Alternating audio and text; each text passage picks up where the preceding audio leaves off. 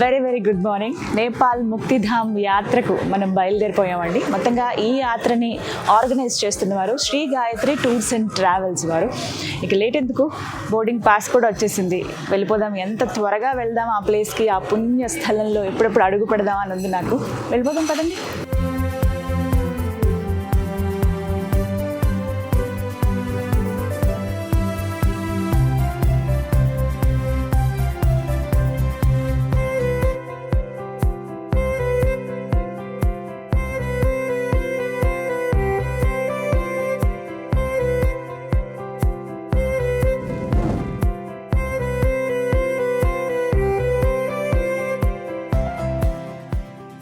ఇప్పుడు మనం పాట్నా నుండి బయలుదేరుతూ ఆన్ ద వే జనక్పూర్ వెళ్ళేటువంటి దూరంలో మనకు ఒక హాఫ్ డిస్టెన్స్ లో సీతామఢి, ఇంకోటి సీతామర్హి అని అలహాబాద్ తర్వాత వారణాసి మధ్యలో వచ్చేటువంటిది. అక్కడ అమ్మవారు భూమిలోకి వెళ్తుంటే రాముల వారు వెళ్ళొద్దు అని వెంట్రుకలు పట్టుకుంటే అవన్నీ గడ్డి రూపంలో వచ్చి, కర్లింగ్ హెయిర్స్ ఎట్లా ఉంటాయో అక్కడ గడ్డి రూపంలో అమ్మవారి చేతికి వచ్చేసరికి ఆ వెంట్రుకలన్నీ ఆ ప్రదేశంలో ఆ యొక్క చెట్లన్నీ కూడా నాటితే ఆ మొక్కలన్నీ కూడా కర్లింగ్ హెయిర్స్ లాగా మొలిచి ఉంటాయట. మీరు అదే చాలా మంది చూసే ఉంటారు.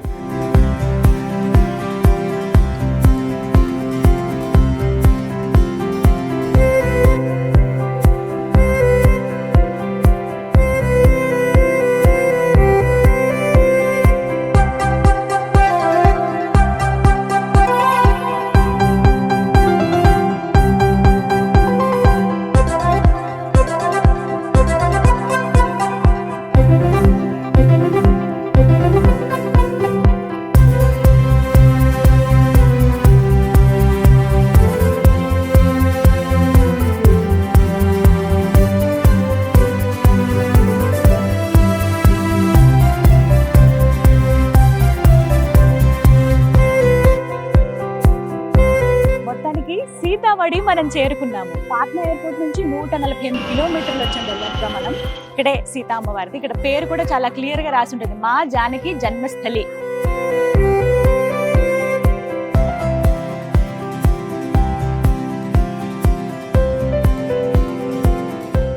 గరుడ గమన తవ చరణ కమలమిహ మనసి లసతు మమ నిత్యం. గరుడ గమన తవ చరణ కమలమిహ మనసి లసతు మమ నిత్యం. మనసి లసతు మమ నిత్యం. మమ తాపమప గురుదేవ. మొత్తానికి సీతామఢి మనం చేరుకున్నాము. ఆ సీతా అమ్మవారు జనక మహారాజుకి దొరికినటువంటి ప్రదేశం అండి. ఇక్కడే ఒక కోనేరు, అలాగే ఒక ఆలయాన్ని కూడా నిర్మించారు. చాలా సుందరంగా ఉంటుంది ఆలయం. ముందుగా వెళ్ళి ఆ సీతా అమ్మవారిని దర్శనం చేసుకుందామా, రండి. నిత్యం గరుడ గమన తవ చరణ కమలమిహ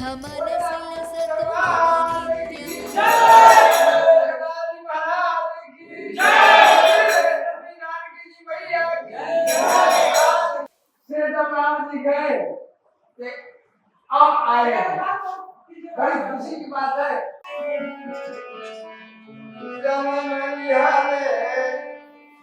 चारों भैया चारों भैया आपद में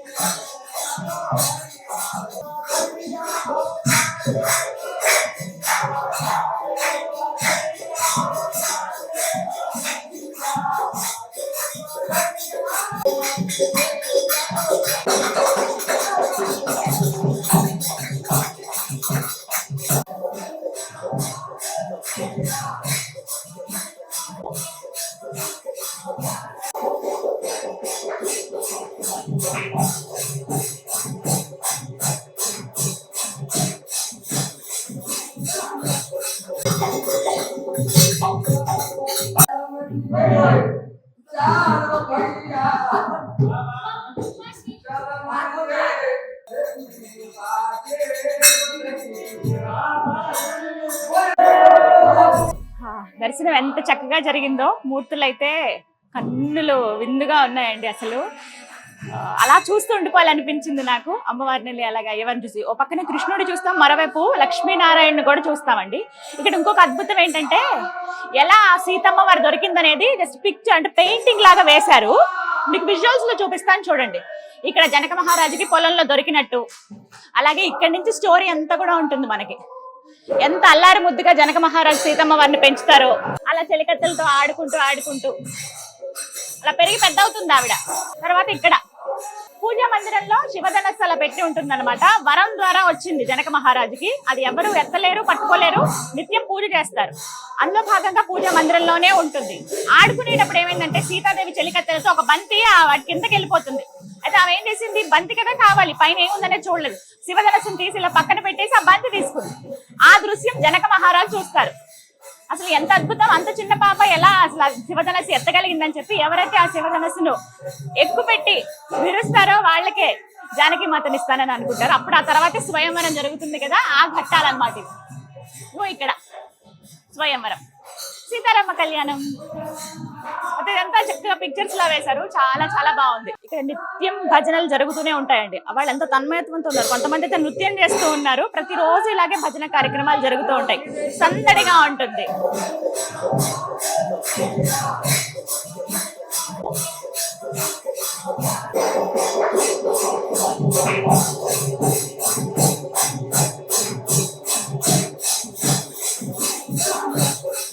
ఇదిగో ఇక్కడేనండి సీతమ్మ తల్లి జనక మహారాజుకి దొరికినటువంటి స్థలం అన్నమాట. పురాణాల్లో ఖచ్చితమైన ఆధారాలు కూడా ఉన్నాయి. ఇదే ప్రాంతంలో అమ్మవారు ఆ బుజ్జి బంగారు తల్లి జనక మహారాజుకి ఒక పెట్టెలో అంటే ఒక మందసంలో కనిపించారని చెప్పి, జనక మహారాజు పొలం దున్నుతారు కదా, దున్నేటప్పుడు ఒక మందసంలో ఒక చిన్ని బంగారు తల్లి కనిపిస్తుంది కదా, ఆవిడ సీతమ్మ.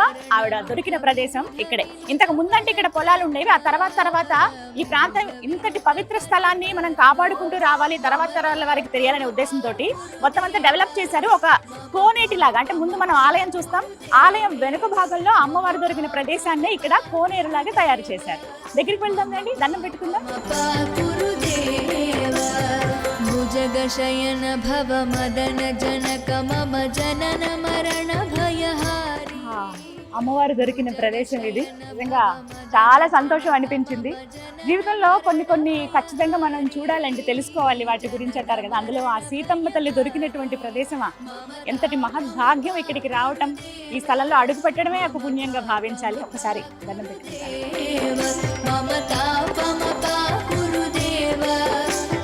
ఈ కోనేరుని సీతాకుండ్ అని పిలుస్తారండి. ఇక్కడికి వచ్చి అమ్మవారే స్వయంగా ఇక్కడ దొరికారు కదా, అంటే ఆవిడ ఉన్నటువంటి ప్రదేశం లాగానే చూడాలి. ఇక్కడికి వచ్చి ఈ కోనేటిలో అలా దండం పెట్టుకుని వెళ్తారు, దీపాలు వెలిగిస్తారు. ఇక్కడ చాలా ప్రశాంతంగా అనిపిస్తుంది తెలుసా, హాయిగా ఉంది. చుట్టూ ఉన్న పరిసరాలు అంతా కూడా అంటే అన్ని అమ్మవారి పేరు మీదే ఉంటాయి. సీతాకుండ్ అని, సీతా ఉద్యానవనం అని, అలాగే అమ్మవారికి సంబంధించిన రసోయి, సీతా రసోయి అని, అంటే అక్కడ వంటశాల. వచ్చే ప్రతి ఒక్కరూ కూడా మధ్యాహ్న సమయంలో అక్కడ అమ్మవారి ప్రసాదం అంటే భోజనం చేసి వెళ్ళొచ్చు అనమాట. చాలా సుందరంగా ఉందండి.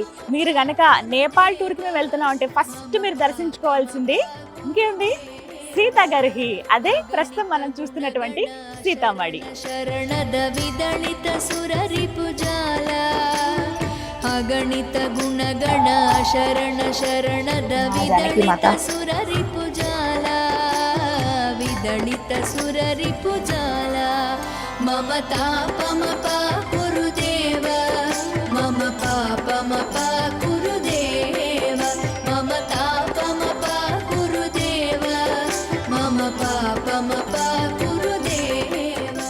ఆలయం చుట్టూ కూడా ఎంత సుందరంగా అలంకరించారో తెలుసా, అంటే పూల మొక్కలతోనే పూర్తిగా మొక్కలతో నింపేశారు. గ్రీనరీ మనకి కనిపిస్తున్నట్టు ఒక సుందరమైన ఉద్యానవనం లాగా కనబడుతుంది. అదే సీతా ఉద్యానవనం.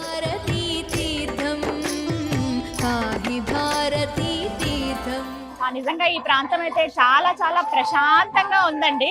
ఆ భజనలు కీర్తనలు అవి వింటూ ఉంటే రాముడి గురించి చాలా బాగుంది. బయట నుంచి కూడా టెంపుల్ చూసిన పగలు కూడా బాగుంటుంది. ఇక్కడ ఇంకో ప్రత్యేకత ఏంటంటే జనక మహారాజు అలాగే సీతమ్మ వారు చిన్నప్పుడు శివుణ్ణి ఆరాధించే వాళ్ళు కదా, శివాలయాలు కూడా ఉంటాయి. ఇంకా ప్రత్యేకం. నాకు ఇవాళ చాలా సంతోషంగా అనిపించింది. అమ్మవారు నాకు తాంబూలం ఇచ్చారు. అసలు వారు ఇచ్చినటువంటి తాంబూలంలో ఏమేమి ఉన్నాయో తెలుసా, చూపిస్తా చూడండి.